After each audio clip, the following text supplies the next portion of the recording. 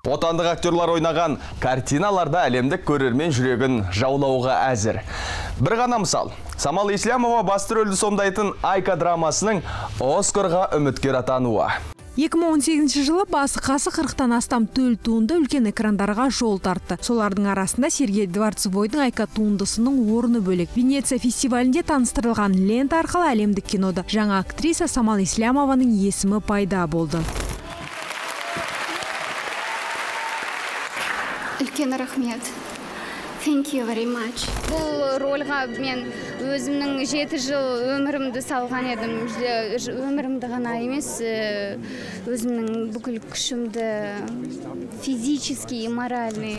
7 жылды сарп еткен кино Жауһар енді Оскар жүлдесі үшін таласқа түспек. Дәл осы Дворцевойдың Айкасы сынды Цатаевтың Томирисі де талайды шулатқан еді. Режиссердің қиялындағы тұмар ханша атанған Альмира көпке жаңалық болды. Сұрақтарым болды, сол сұрақтарым режиссерге қойып, кітаптарда оқып, бізде өте көп историктар бар, редакторлар бар. Сонымен келісіп, сұрап, бәріміз жабылып, сол образды шығардық.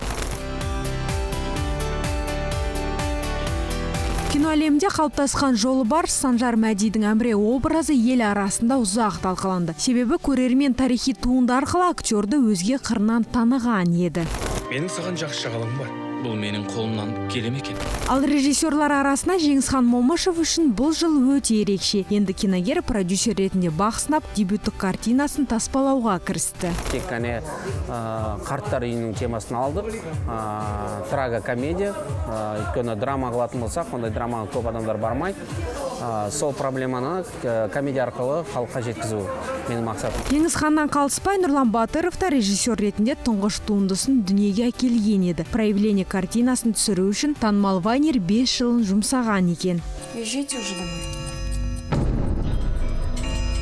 Көркем фильмдермен қатар авторлық ленталарды ел назарынан тыс қалмады. Мәселен, Катерина Суворованың «Найтиуан» туралы түсірген «Сен мен емес» туындысы деректі картиналар арасынан оза шауып көзге түсті.